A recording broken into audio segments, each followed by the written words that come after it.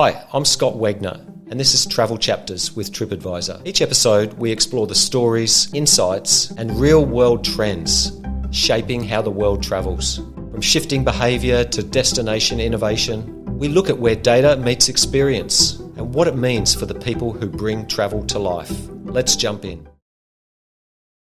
Welcome to the Tripadvisor Travel Chapters podcast, where we talk to the most talented and passionate people in travel to hear their stories and get their views on what's shaping the world of travel. Today, we're recording in Melbourne, Australia, and I'm joined by the Chief Executive Officer of Tourism and Events Northern Territory, Suzana Bishop, a visionary leader who has brought global perspective and unstoppable energy to the Northern Territory since moving to Darwin 3 years ago. Originally from Brazil and later based in Melbourne, Suzana, with her husband and 2 sons, now calls the top end of Australia home. With over 25 years of experience in the visitor economy, Suzana's held prominent leadership roles in some of Australia's most prestigious event organisations, including the Melbourne Convention and Exhibition Centre, the Australian Grand Prix, and Federation Square. Since arriving in Darwin, she's taken up one of the Territory's most iconic pastimes, fishing, and has reeled in a few beauties in the yellow waters of Kakadu. Although she's officially not allowed to cash in on the Territory's famous $1 million fish competition, given that she happens to run it. Suzana Bishop, welcome. Thank you. It's a pleasure to be here. It's great to have you here. So, Suzana, how does a Brazilian-born and raised girl end up running one of Australia's most iconic tourism destinations? Yeah, it's a thrill, really. It's a really exciting opportunity. I think for many around the world, the Northern Territory symbolises what Australia really is. So it was an incredible opportunity that really brought me in. You know, the opportunity to tell the story of the Northern Territory was a fascinating opportunity to be able to take on. And is it something that, is it a kind of role that you've always aspired to, or have kind of events just conspired to lead you where you are today? I've been very lucky that I've worked in very different facets of the visit economy. So from business events and, attracting very large international congresses to Melbourne, to major iconic events, to now tourism. And I really love the passion and the energy of this industry and what it means to have people enjoying and having fun and having a thrill of the experience. And I think all those different facets of experience in the Northern Territory, it's a place of unimaginable experiences. And I think it became a natural fit for me to really want to do and be part of this opportunity. And I think many people will be really intrigued and fascinated by the story of, obviously, you being born and raised in Brazil and kind of then almost the juxtaposition of kind of ending up in Darwin in the Northern Territory. Can you maybe talk us through a little bit about kind of that journey and what led you to Australia? Yeah, I started my journey like many young people traveling. And I was always fascinated. I remember a time when I was young and I was very fortunate to travel with my parents and, go Disneyland, go do the trips as a young people and then go through Europe and all the incredible places like Egypt and Turkey. And I think for me, as funny as this might sound, there was a thrill of arriving at an airport, which also meant that this is the start of a really exciting journey. And to this date, I actually really enjoy going to airports, getting on a plane. And I think when I was young, I left to spend some time in Europe. I lived in France for 6 months. I met a lot of Australians that became really close friends, ended up in Melbourne, decided to do some postgraduate studies, met my husband, and really absolutely owe Australia for a lot of my career, a lot of my experiences in the visitor economy.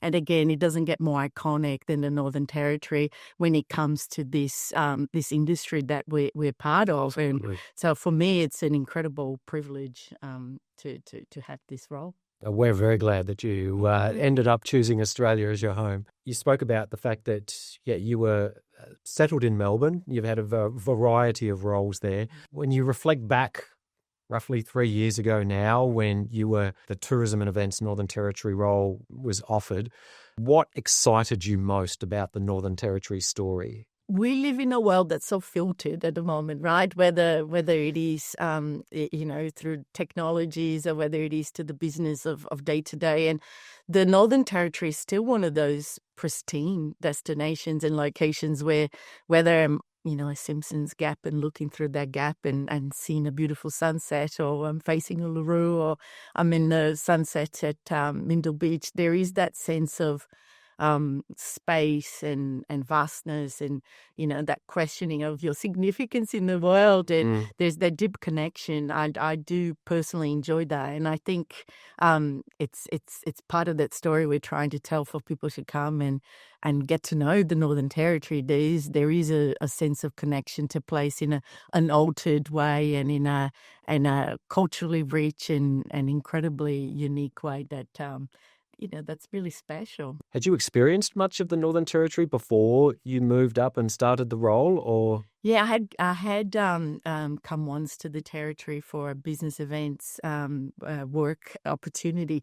I don't think I've really discovered the Territory over the last 3 years and a lot more over the last year through this role, and continue to fall in love with all that it has to offer. But yeah, it's been a journey of discovery for me over the past few years. What does success look like for you in your role? Like, kind of, how are you measured in terms of, your performance and the success of you and your team? I think in simplest terms, it's a thriving visitors economy or a thriving tourism industry. And that goes in two ways. So obviously visitation tells us that we're doing the right thing. The increase in expenditure tells us that we are doing the right thing. But it's our supported investment in the growth of the product and the capability of our industry. We can't take the foot off the pedal. We need to continue educating and enabling. So in tourism and events, NT, we've got not only the marketing, but a series of programs that either educate and train and develop the industry, but also provide financial enablement so that they may invest more in their product or invest in products that we want to grow. And the same goes more specifically if we want to develop Aboriginal tourism product, we have a program around that. The same goes for events. If we want to develop more events that add to that fabric of the destination. So I think those two areas are equally important. You've got, for you to get that visitation growth, you also have to keep investing in the product and the offering and the capability of the industry to get you there. Yeah. And so has there been growth? Like, over the last, say, post-COVID, I imagine there would have been growth compared to the COVID period, but like how are the numbers in terms of visitation and spend? Like, are you kind of hitting the targets? It's been a really good year for us, and I think the journey of the Territory out of COVID has been one of, before all the other states were open, we were open because I don't think we've ever closed, and we've experienced what we call a unicorn year. Everyone was coming to the Territory because it was the only place you could come, and that was incredible. But then the competition increased drastically because every other border was open, and we experienced a couple of really, really challenging years. And this is the first year that we felt double-digit growth across visitation, double-digit growth in all of our key priority markets internationally. So it's been also a year where we're starting to see people investing in the products, a lot of refurbishment in hotels, new brands coming in. And it's been really positive because, again, you've got the business and consumer confidence. It gives more confidence for new activities and new investment, and then gives more confidence for people to come. And I think, looking forward for us as well, forecasts are showing that the Territory, more than any other destination, will have higher domestic growth and really exciting growth across the international markets. part of it is a recovery, and part of it is also, just the way things start forming and all the efforts of the things that are happening in the territory.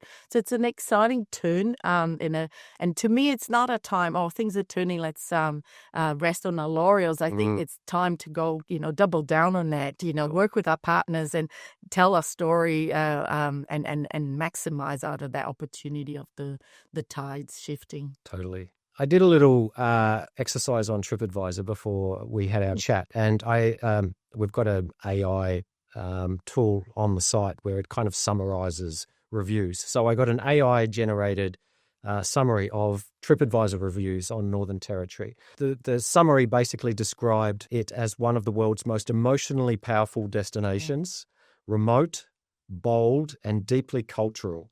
So from your perspective, what makes the Northern Territory unlike anywhere else on Earth?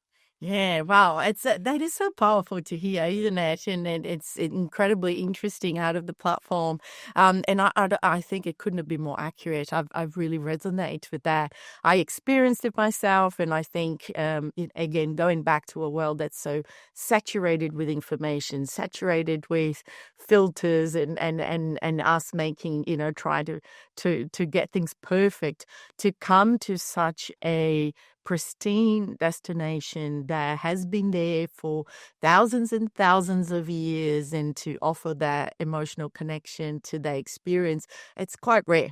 Yeah, so I do feel that is certainly, when we think about Northern Territory, we do think about rich culture, we do think about incredible landscape, but I also think that there is this territory spirit in the people and in the offering that is really unique to a geography, and it's really unique to the people that we attract to the territory, and it's really unique to proximity to Asia. So it's there is no other place. And I still remember the first time I saw Parchma, the Festival in Light, and it was lighting up of the ranges, the McDonald Ranges, which again, thousands and thousands of years of that location being there. And I felt incredibly emotional. I still have that memory completely seated in my mind. And there's been nowhere else that I had that feeling before. So it's a special place. That's really powerful. And I mean, we know, like, that's what travelers are seeking at the moment. Like, if there is one big trend in travel right now, it's around experiential travel and kind of going on journeys where you feel like you've learned something, you've been enriched, culturally, emotionally. And yeah, I mean, Northern Territory is uniquely positioned in that regard because you kind of tick all of the boxes as far as what travelers are looking for right now. We started to see this trend evolve like 12, 18 months ago, but it's really exploding. And certainly at Tripadvisor, we feel like this is now not a trend. It's the new normal. Yeah. So I think that's it augurs well for you guys at the Northern Territory. I've got to put my hand up. I haven't, apart from going to some business meetings in Darwin over the years, I've never explored the territory, but definitely very keen to make sure that I do very soon. Is there a moment, like a visitor interaction, a conversation with community, a moment on country that kind of captures the impact that tourism can have? And maybe that, what you just described in terms of that Festival of Light that I'm not very familiar with, but like that sound, like even the fact that you can recall that, so vividly, obviously that's a moment that resonates with you. But in terms of your role and kind of, people you've spoken to and different things that you've seen and heard, like, is there a moment that really captures the impact that tourism can have, particularly for the Northern Territory? Yeah, there's quite a few actually. I think, going back to what you're saying on that, we know the experience has been the new normal for quite some time now. And I think that new shift now is the authenticity of the experience, the emotional connection that it creates. And I think when a lot of places you can go and you can learn about Aboriginal culture, there's not a lot of places you can immerse yourself with Aboriginal people telling their story and experiencing something with a community.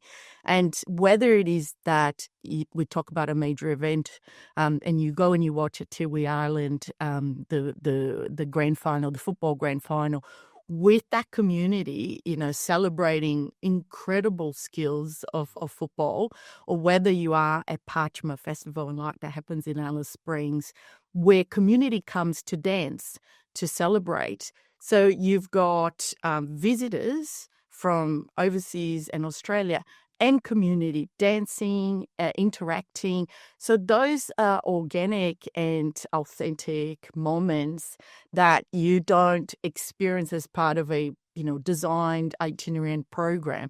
Or whether it's in Catherine, we've got Manuel that at Dallabon Experiences, where you can have dinner with him and his family, stay at the Gorge View retreat there, and you are doing things together. And I think that's what's really unique in the territory, that it's that togetherness, that you share experiences. It's not a packaged product put in front of you to learn about a culture.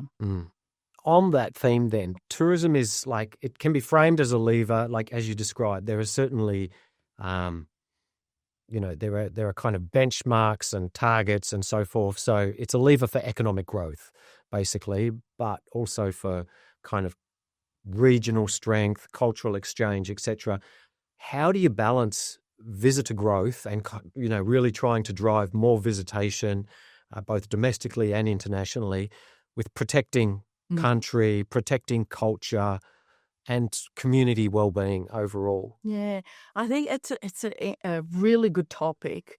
And in our department, we have parks and wildlife, the operations of parks and wildlife, as well as tourism and events in the same department as two different and very important portfolios. And I feel that they are complementary. I think if you look at tourism and events, they are levers of revenue generation. We know that they are also a channel for education and communication. You've got parks and wildlife with really important sustainability goals and protection priorities. And I think when you can generate education and revenue back into that, you create a really important ecosystem. So we do need visitors to understand importance of parks and preservation and nature, and we also need them to understand and through their traveling to invest in it. So I think there's a really important balance that can happen when those two work together. Out of the 85 parks that we run in the territory, 33 of them are jointly managed with traditional owners. And they have boards and governance that bring traditional owners to the conversation of how those parks should be open to visitors. And, so it is a work of partnership and collaboration so that we can continuously reinvest into those, sustainable priorities. Tourism can't happen without parks. So parks can happen without tourism, but tourism can't happen without parks. So I actually think they are very, it's an intertwined activity that one needs the other, and it can be done really well when it's done with really strong partnerships in place. I think it's a great idea that you've kind of got them together. Is there regular friction, or typically does it works pretty seamlessly? Oh, there's absolutely friction, and I think it's a trend at the moment. You look at other destinations; they are bringing the environment and tourism together because people in their niche and KPI view of their own sectors will. If I work for parks, I want to protect the environment, and if I work to grow visitation, I want as many people as possible. So the friction is good. You bring them together. You question, you start questioning some of those models and say yes, but you also need funding and opportunities, not only to invest in sustainability projects, but you also need the education for people to understand why it's important to preserve. Ecotourism is on the rise, and there's a series of other activities that I think we can win by understanding each other's roles and finding where we come together. So there will be objectives where we come together. How do we amplify the areas that we come together rather than just look at our individual, objectives? Yeah, totally. So, on the traditional owners, Indigenous cultures sit at the heart of Northern Territory's identity. I mean, you touched on it, but maybe if you can elaborate a little more in terms of how you work in partnership with traditional owners to kind of foster cultural experiences that tourists are looking for, but at the same time are respectful, sustainable, and I suppose community-led as opposed to, maybe commercially led. Yeah, so we invested in an Aboriginal tourism strategy that's still very relevant. And in fact, now that we've developed our visitors economy strategy, we deliberately didn't recreated that space. We actually want to use the Aboriginal tourism strategy that is still relevant and make sure that it is incorporated into everything we do into this new visitors economy. We have a Aboriginal tourism team. It is formed with Aboriginal Australians that know and have great relationships and understanding of culture. They run a series of programs that invest in concepts, invest in education, so that we can generate more opportunities for more Aboriginal Australians that are interested in developing and offering tourism. Our chair of the chair of tourism NT now integrating, but Paul Chi is an Aranda man. He's been critical in the development of that strategy. Is still a force within our industry and someone that we work extremely close with so that we can make sure that we're really delivering on collective aspirations when it comes to Aboriginal tourism in the Northern Territory. It's an incredibly important part. There's some incredible leaders in that space that that continue to mentor and coach communities to participate more, because tourism is an incredible opportunity for people to participate in the economy whilst still living in their community. So, and parks is as well. So whether you are a ranger at a park or whether you are a tour guide, you can still have that connection to your own community and contribute to this industry. So our programs are designed to get people to contribute under that environment where they can still remain close to their family. That's very cool. I mean, yeah, it's very obvious that you're not just paying lip service to it, like that you are actually, getting community leaders involved and participating in that discussion. And there's incredible leaders, Aboriginal Australians that lead the space. I mean, I think all we have to do is listen in that space. There's some really talented people that are empowering their communities to participate in tourism, and I think partnership is definitely the way there. Totally.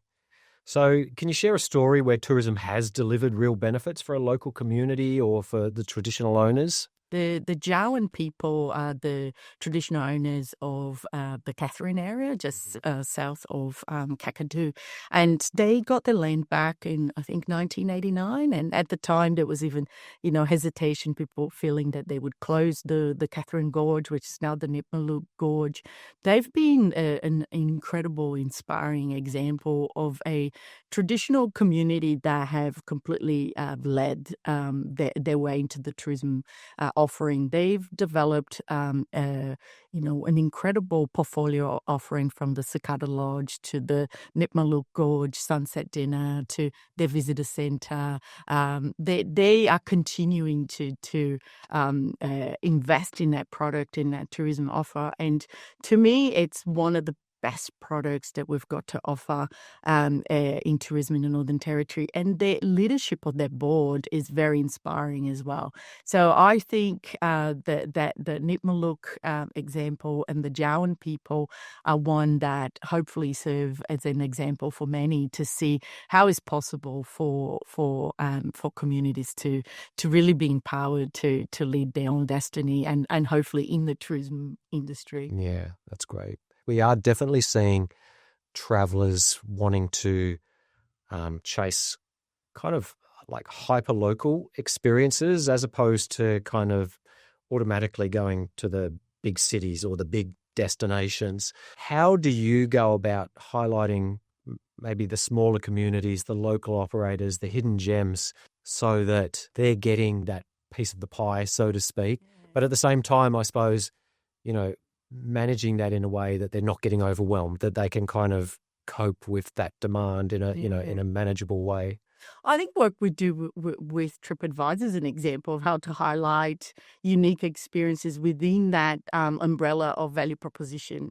So the umbrella value proposition of the NT, certainly there's the culture, there's the landscape, there's this territory spirit, this beautiful set of experiences in Darwin or Alice Springs or Uluru, the hospitality offer infused by different elements. And I think you find them through those platforms is one way of doing that. We've also got a campaign now that's called the Best Kept Season, and the Best Kept Season is about highlighting, those incredible things that you get to do maybe by having better value during a shoulder period, and I think it just helps people from that wider value proposition to really identify within that some pretty unique activities. We have another series of content called Real People, Real Territory, which really brings a unique offering through the voice of a Territorian that works in that. So it might be someone that works on a farm stay or work on the GAN or it offers a remote area experience. And I think that brings a little bit of that territory spirit through that. And it shows you some really unique things to do that might be a little bit more specific or niched.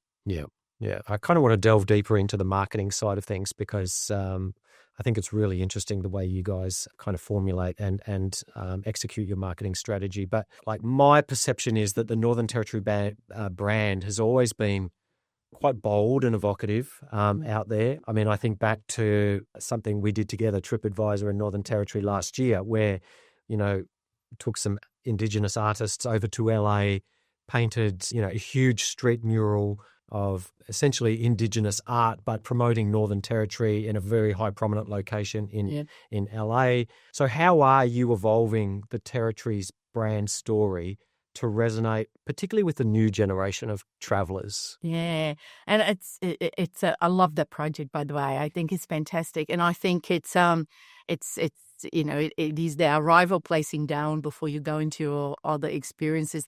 That street art keeps growing every year because we keep investing in the street art festival. So that in itself, it's an incredible way to experience the territory. And I think we want to remain in that space of being bold and provocative. And I think we lend ourselves well to that.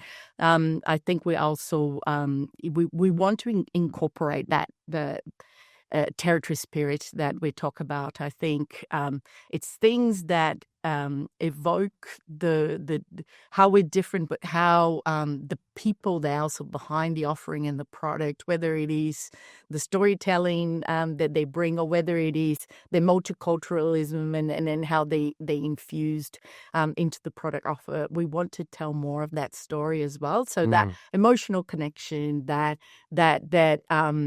space of being in a completely different environment is really important to where we're going. That territory spirit, that real people, real territory is a bit more of a space that we want to capture, and we want to go a little bit deeper in. I think historically we've been very much about an older demographic that has discretionary funds and that can stay longer. But I think we've got a stronger story in an authentic experience to younger travellers too that we want to play a lot more in, and something that the younger traveller want to do things that maybe their friends haven't done, and they want to. So we want to tap into that a little bit more too.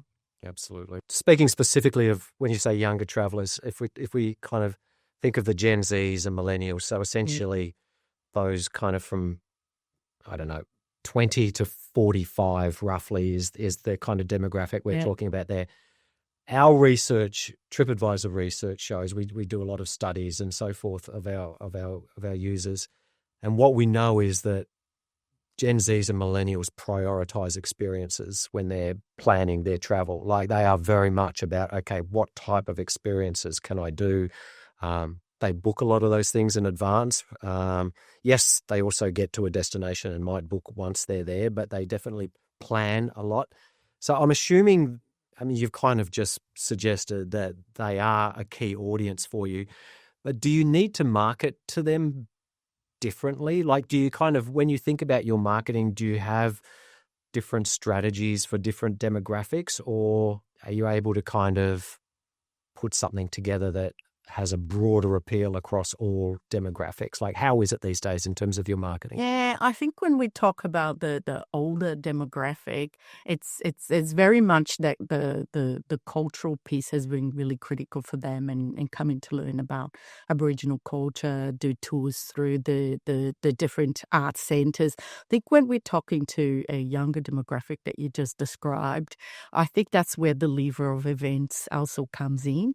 I think they have more of their adventurous spirits. They want to do different things, experiences that connect them with them emotionally. So when we talked about AFL in Tiwi Islands, but a lot of we've got a global motocross event that happens in September. It's attracted a lot of that demographic to the territory in a shoulder period, which is really important to us. And it is about what is the brand of this destination, what is an event or a product that resonates with a younger audience. And I think whether it's Bass in the Grass, the music festival we're doing May, whether it's MXGP, this motocross event in September, whether it's fishing, heli fishing, or I think there is some really incredible experiences in the territory that really lend to the offering that this demographic is really craving in an authentic and different way. And I think there's a lot of work that we can do in that space that really tailors it a little bit different to the experience that we historically have highlighted to certain audiences. Yeah. Talking then about domestic and international. So obviously there's still a lot of Australians who haven't visited the territory. So that's an important audience for you, I imagine, as well as international. Like, again, do you have kind of different marketing strategies for both? And is one more important than the other? Like, yeah, maybe you can share a little bit about that distinction between the two. I think they're both incredibly important. I wouldn't put one ahead of the other. I think, as we've seen through COVID, when any destination kind of suffers in the international market, you almost get relieved from the national, from the domestic market. So you've got to be invested in both. I do think the strategies differ because we're talking about different value proposition, different needs from a traveller point of view. So if you are a first-time traveller from overseas into the territory, your itinerary or your desire to consume certain experience will be very different from a domestic traveller that has heard about the Northern Territory for a long time. So they might want to come for fishing and spend longer in that experience where, a traveller from Germany may want to, do Kakadu and Uluru and Alice and Darwin, during a particular time. So I think it's important that we keep understanding those markets and and I know we work together on a lot of data, digesting the data and really learning from that real-time data. That's critical for us because we want to continue to understand markets change all the time. We've seen that with the US at the moment and some other paradigms. So I think for us is understanding the markets and continue to readjust. And I think we do need to be targeted and target different strategies to different markets. Yeah. And so when you think about the territory's future, what stories will matter most in attracting travellers, say, over the next 5 to 10 years? I mean, I was talking before about experiential travel. Like, do you feel like they're the kind of messages and stories that you have to get out there, or how are you thinking about that? Yeah, I think, we've done a lot of collaboration and stakeholder consultation to develop a visitors economy strategy. And I think, we know that the Aboriginal culture remains central and critical and the storytelling of that. We know that the landscape in this incredible, awe-inspiring environment is important to us. I think what we feel there's areas to leverage opportunity is the events and how uniquely those events can be can be seen as part of our offering. I think this territory spirit and how we tell the story of the people that are offering the experiences in the territory, because they are unique themselves and they are passionate and they are incredible people that work in this tourism industry. They're part of the experience and the emotional connection that you're experiencing when you are in the territory. So weaving that into our storytelling will be really important. How we better connect with parks and the offering of parks in the Northern Territory and our proximity to Asia. So, a lot of really thriving hospitality offer in the top end is infused with Asian flavors, and there's a lot of richness of that melting pot that we've become. And I think that's a story we want people to know more as well. You get incredible food and beverage offering in the Northern Territory, and it looks different to another city, but this is what it looks like. So weaving all of those are important in the way that we're talking about the destination in the future. So for someone that's scrolling Tripadvisor, researching and planning their first Northern Territory trip, what kind of experiences do you hope they'll discover, maybe beyond the bucket list icons of, say, Uluru, Kakadu? Yeah, I think we talked about street art before. I think it's an incredible experience actually to arriving down and go through the street art that we've got and eat some of the beautiful food, and we've got a thriving hospitality offer. And then I would say, Nipmaluk is a beautiful place. It's one of my favorites. Simpson Gap in Alice Springs, and seeing the sunset there. There are some incredible places that go beyond, your big icons. And I think platforms like Tripadvisor help you actually unlock some of that. And we're very good at making sure that we've got the best in there. So really exploring and taking time. And you've got the benefit of having people that have been there, they've had an experience, they have left a review to really be able to form that opinion of something that connects with you. But there's no shortage of really unique experiences that go way and above and beyond, just the main icons, whether it is just a simple coffee at page 27 in Alice Springs, which is as good as any Melbourne, and, we're talking out of Melbourne, but there's, simple things can be quite unique in the territory and worth experiencing. So do your research on Tripadvisor. Do your research. Everything you need to know is there. Yeah. So our data is showing, and I've touched on this before, but I would like to delve into it a little bit in terms of the way you're thinking about it from a Northern Territory perspective. So we are seeing this massive rise in experiential travel or passion-based travel. So people traveling to pursue experiences related to passions that they have or hobbies that they have. Examples, people traveling for things like astronomy or food or sport or culture, wellness, etc., etc. The list goes on. So I'm interested in which passion niches do you see the Northern Territory owning over the next 3 years? Yeah, I'm almost at a point that I think culture and fishing is mainstream now for the territory. It's not niche. It's not so niche because it's so plentiful and there's such incredible experiences. But I do think there's some incredible niche experiences. Like Kakadu is home to a third of all the bird population in Australia. If you are a bird watcher, there is no better place. The dark skies is emerging as an incredible sector with huge followings. At the moment, we've got an application for Kalu Kalu in Central Australia to become a accredited dark sky park, which is an incredible difficult thing to achieve. An accredited dark sky park. Oh, dark sky park. Okay. An incredible difficult What does that mean? process. You actually, there's limits of how much light you can have in that environment so that you have the most amount of exposure to the skies and the visibility of the stars and planets and there's a worldwide following to that. So dark sky is like if you think about the remoteness of the territory and the how clear the skies are, is definitely a place to be. In fact, in 2028, there's an eclipse happening in Tennant Creek. There's already demand coming to us to provide an infrastructure and an environment for visitors to come and see that. And so that is, I would say, the number one niche, which is growing very rapidly. I think not a lot of people would know there is a rich military history in the top end. There's the bombing of Darwin. There's Pitch Black, which is an event that happens every 2 years, which is basically an air show that is free and available. There is the most incredible plan and military exercises happening in the territory on a daily basis during those times of exercises. And I think, if you like that space, there is a lot to uncover in the territory for that.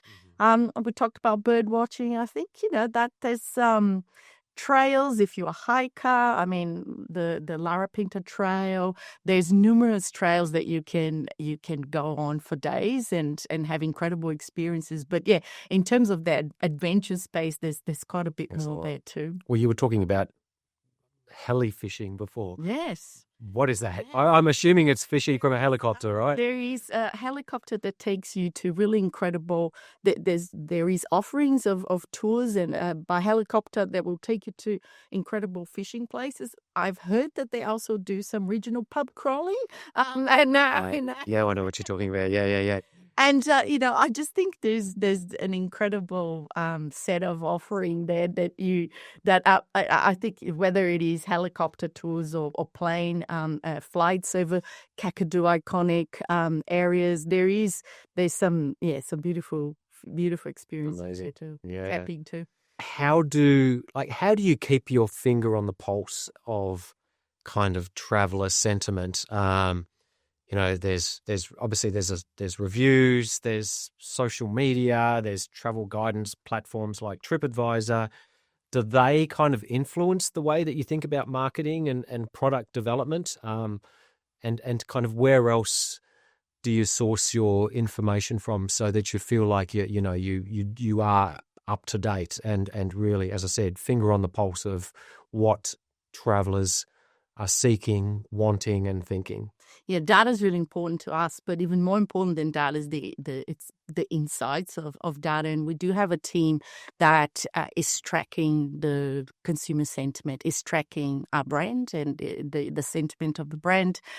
We get a lot of data from events. We get a lot of data from partnerships.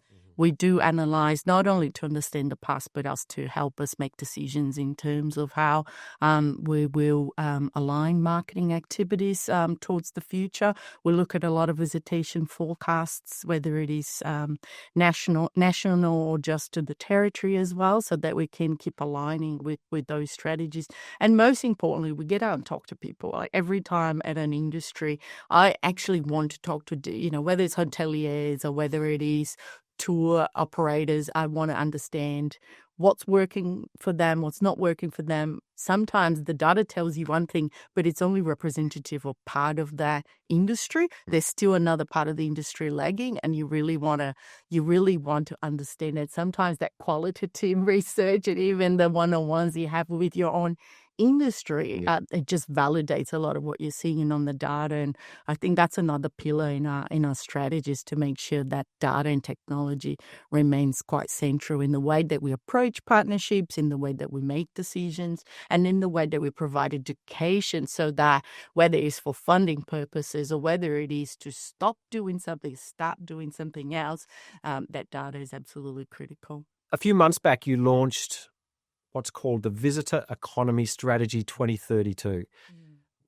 In simple terms, what's the big vision for Northern Territory by 2032? Yes, we want more visitors. We want more people enjoying what we've got to offer, but we want a thriving tourism offering and visitors economy, more people, more offering. Is there any significance to the 2032 timeline? Or absolutely. So the 2032 is when we have the Olympics in Australia, and I think it's good to set a goal to already start planning for how one might be able to tap into a major event that's coming to Australia. There is a lot of value proposition to come and experience the north of Australia out of the Olympics, and I think being able to cement that milestone just keeps us considering that and considering the interactions and how we're preparing, as a country for such a significant event. Yeah. And I suppose for something like that, it keeps you focused on Like, you know, this big event is coming, and by kind of publicly releasing this strategy, it's going to keep you kind of laser focused on making sure that, you kind of put the steps in place to capitalize. Yeah, absolutely. Yeah. And I think, with 2032 is enough time to keep us accountable to some immediate outcomes as well. It's, it's the environment that we live in, it's hard at the moment to think too long term.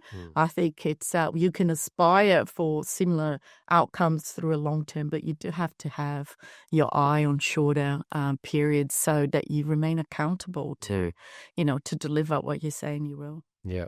As you mentioned, I mean, really it's a strategy that's focused on, amongst other things, growth in the numbers that matter. What are the levers you're focusing on to kind of be able to reach those targets? And then what does that look like on the ground for like your operators, for your communities, and I suppose for visitors? The integration of tourism and events has been one of the foundations to be able to create more opportunities to support visitor growth. I think, again, integration of parks and wildlife into the portfolio that also has tourism and events has been another lever to better align that park offering and what it means to tourism and leisure in the Northern Territory. For us as well, it's really about cementing really coordinated partnerships with other departments that have an influence and other areas that have an influence in outcome for tourism benefits. So investment attraction, infrastructure investment. So for us, it's being able to have a seat on the table on other strategies that will ultimately have an impact into the tourism offer to the Northern Territory. Aviation is another one. So those are the things that we will have further KPIs. So whether it is seats in planes or employment or participation, that funneling down in a strategy that we'll also want to set goals towards. But I think that expensive view, starting with the expensive view of visitors' economy and everything that impacts the tourism industry is really important for us. Yeah. And I read somewhere that as part of the formulation of that strategy, you did consult quite widely with industry, traditional owners across the territory. Is there anything you heard in those conversations that kind of helped shape that strategy? Were there common themes? Yeah, so we did. We had, I think response from 360 people. We went to 6 different regions. We held an Aboriginal forum to a tourism forum to understand different perspectives. And I think what we've heard is, Aboriginal culture is still very significant and will always be to our value proposition, as is the beautiful landscapes that we're lucky to have. But I think one of the new themes was that territory spirit and what's the character of the territory that is infused by the people and the passion and the offering that's really unique to the territory. How do we tell that story better? How do we shift perceptions through that story was something new that's going to be really relevant in our marketing efforts moving forward that we've heard. And I think that better integration with the parks and development of attractions and opportunities through parks and that wildlife portfolio, that also was another theme that it really highlighted to us importance or investment in that space. Looking forward to seeing how that all evolves. Yeah. So you touched briefly on the fact that you've integrated tourism, Northern Territory, and major events. So essentially they were run completely separately. Did you still oversee both, or? So I moved to the Territory to run the Northern Territory Major Events Company. Yep. Which was a proprietary limited governed by a board. And then last year I moved into running the department, which oversees tourism and tea. Yep. So over the course of the year, we've mapped what would look like to close the proprietary limited entity of major events and bring the functions into the statutory body of tourism and turn it into tourism and events. And just a few weeks back, we've had officially the Act of Tourism changed into now becoming tourism and events, and that merge has been completed, and we'll be closing that company in the coming months. So for us, it was about strategic alignment more than anything. You've got two bodies that are invested into attracting visitation to the territory. They are talented. They had incredible boards and leaders over the years that turned it into the activities they were doing. But as individual companies do, they have different focuses. So by bringing them together, we hope to have that investment into telling a story of the territory that is infused by those unique events, which are also product offering. So, and utilizing those events to flatten seasonality. So if I'm investing in more events in shoulder periods, I'm flattening that seasonality, I'm better supporting the tourism industry. And also by bringing events into the distribution of tourism. So as you're making considerations of travel, you might make a consideration because you really want to go to the event or because you want to see the destination. Whichever it is, the first motivated, hopefully you are doing both. You are booking the trip with that ticket, and that's why we feel it's really important to have those two functions together. Like we know, as we've just discussed, we know that they're becoming, in a lot of cases, a reason for travel. Like, are you able to share any more on the types of events that you want to prioritize? Like you do have, I mean, you ran through a few earlier, you've got kind of a diverse range of different events. I mean, looking forward, I'm assuming you're trying to attract more events, but do you have a kind of a particular focus on certain types? Yeah, I think that alignment with destination brands is really important. And to take you through how we've done, for example, our first global event, MXGP, which is a motocross event. It goes through 20 countries. The Australian leg is here. It was the last event, so it was the grand finale. We looked at the event for not because it's a terrific event that has a lot of visitation, but it's also an event that kind of blends with what we see ourselves to be in this destination. It's got dirt, and if it rains, it's fine, and if it and it is, it's laid back people that have a passion for motocross. We had most of our events range at around 40 to 45% interstate visitation. MXGP brought us in the end of September, which is historically a shoulder period, 58% interstate and international visitors. It was incredible to regional areas that we had caravan park saying that was their busiest September ever. So we know the significant impact is strategically important times of the year for those events. So we'll always look through those lenses. How can this event, we either run events ourselves or we acquire events through partnerships or we support events through sponsorship. So the lens has to be on how does this support visitation? And by supporting visitation, it supports livability. And I think that's a really important piece for the territory because we do need people to love and to move to the territory so we can have this thriving visitors economy. So our lenses will have, does it fit with the brand? Does it support livability and visitation attraction? And then we'll make those decisions based on that. You've mentioned shoulder season a few times. I need to ask you, particularly for those that aren't familiar with that term, shoulder season. Yeah. What is it and when is it and why is it so important? And I think first I want to clarify that there's lots of reasons to come to the NT at any time of the year. In fact, Kakadu, my favorite time is February, which is technically a shoulder period, which is, beautiful after the monsoons and its plentiful stage. What we call shoulder periods are periods that are lower in visitation historically. So there's periods that high visitation, there's periods that start becoming low in visitation. But those periods that are low in visitation, but still with great potential for a great experience, we call it shoulder. So what we want to do is flatten that really busy time and then build those shoulder periods to become, higher visitation because they offer different value propositions. But every time is a good time to come to the territory. Absolutely.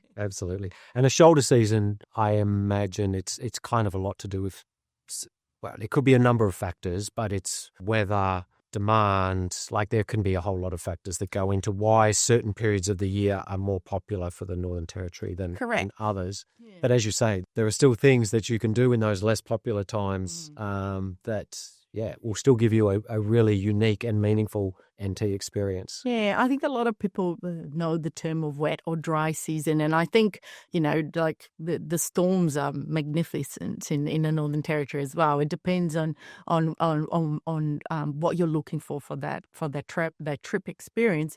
So you might get better value by going to a period that is historically low in visitation. You get better accommodation value, but you get to see things in different.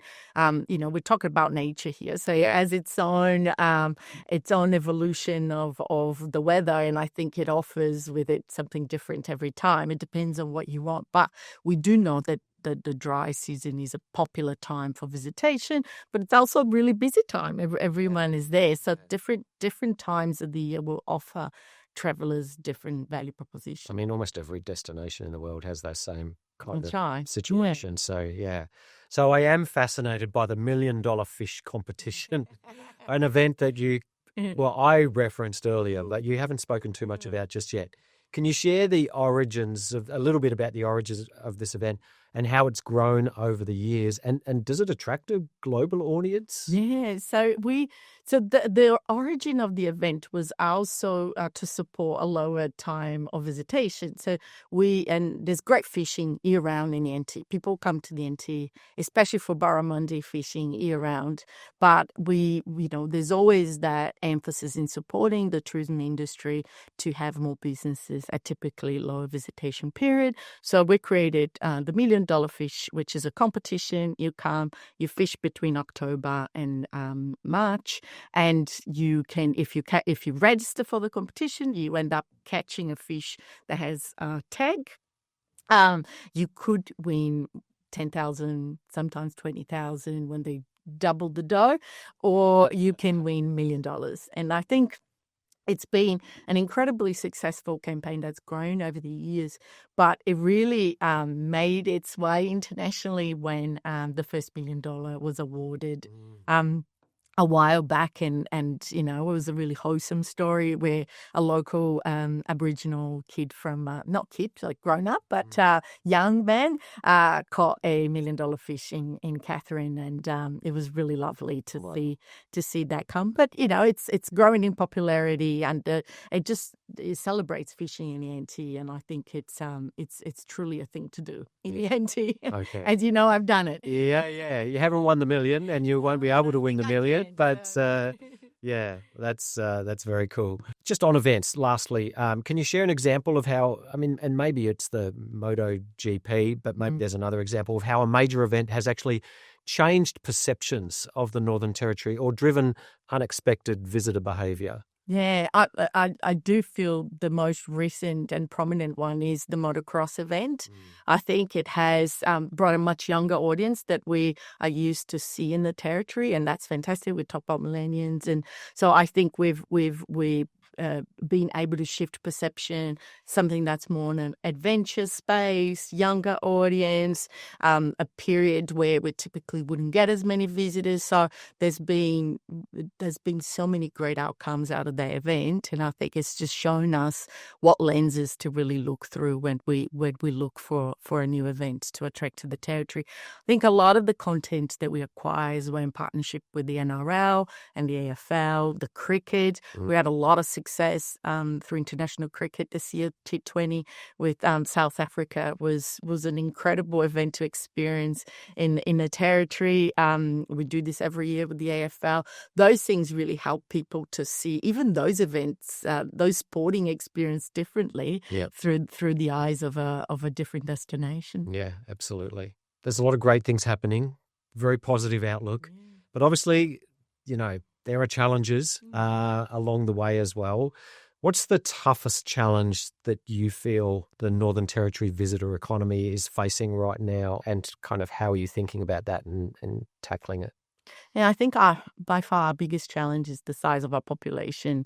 And I think when a lot of decisions are made, commercial decisions are made on the size of the pie, population plays a big role. So, whether it is commercial decisions by airlines or whether it's commercial decisions by hotel groups, they tend to be numbers based. And it's critical for the entity to continue to grow its population. And I think we're on the right track. Some recent indicators are showing us in the right direction. But population growth is our biggest challenge. You do need, that adds up to any investment into any activity that supports the visit economy, which goes both ways. People to be moving out of the territory as well as coming into the territory. Yeah. As you say, though, if you can keep growing that tourism industry, there's more and more reason for people to move up here. There's jobs. And I imagine cost of living would be favourable. And there's a lot of reasons why people should be considering moving to the end. And that's why we talk about not just being about marketing a destination, but growing the product and growing the offering, because we want more people moving to the NT. Yeah. Want people, and then the airlines will invest and the hotel chains and all the rest of it. Yeah, absolutely. Hopefully things become more commercially viable as well, because there is a population to back those decisions. Yeah, absolutely. I thought for the benefit of someone that might be listening to this or watching this that isn't, maybe then, they're based internationally and they're not so familiar with the Northern Territory. The Northern Territory land area is 1.35 million square kilometres, which is huge, which happens to be about a little larger than the country of South Africa and twice the size of France. So in that perspective, the Northern Territory is remote, somewhat remote. It's vast. It's culturally rich. How do you balance promoting big landscape experiences with the realities of access, infrastructure, and, as you spoke about, seasonality? Yeah, I think they're the two sides of the same coin, right? Sometimes what makes you really special is because you are remote, because you are vast, because you offer that experience that you can feel so insignificant in light of where you are. So to a certain degree, what makes us so special and what gives so many people desire to go, it's also part of that realm of constraints that we experience. So I think we've got to control the controllables and really lean into what we've got. And I think how we manage that is by leaning into why that's so unique. And that makes us really special to be able to, that makes it worthwhile, the access or the trip, to be able to experience that vastness and that richness that you might, it's quite rare in developed countries to be able to access that. So has it improved? Like if a visitor was coming to the Northern Territory and they want to go to Uluru and they want to go to Kakadu and then they want to go to Katherine, like in terms of being able to get around to those places, like even in just the 3 years that you've been here, is it more accessible now than it's ever been in terms of being able to do those things in kind of one trip? Yeah, listen, I think the drive market is a huge market for us. I think it's 40% of people in the territory will have a drive experience, if not higher. But the investment in roads is continuous. I think from both Northern Territory as well as federal government, there's been continuous investment in roads.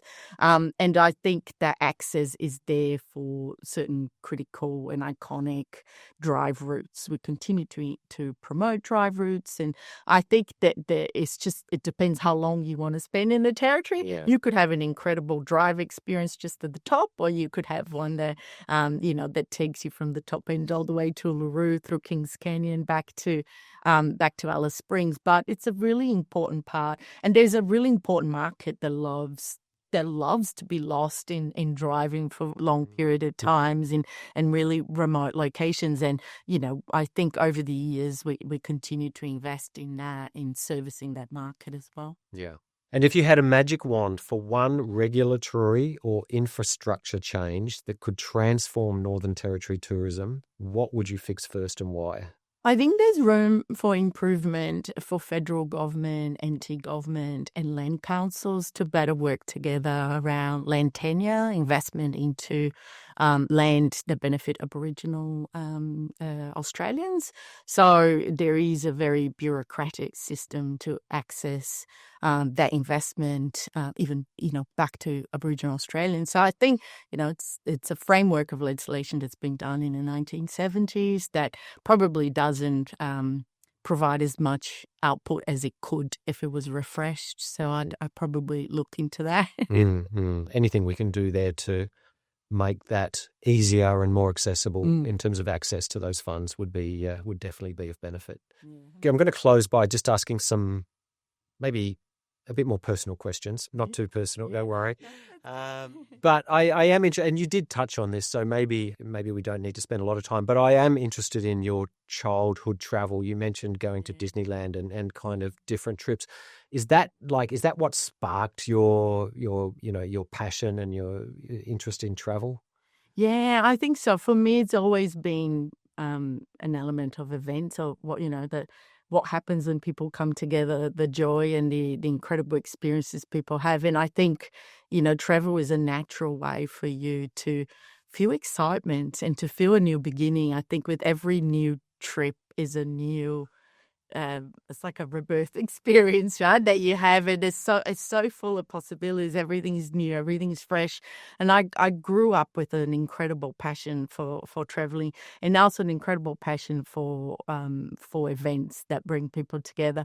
That I don't think that formalized in my younger years as a career, but I think it's what made the decisions that attracted me to the roles that I had, and I got incredible satisfaction out of all of that. And I feel really privileged to actually do a lot of the things that have inspired me when I was growing up. Is there one that stands out?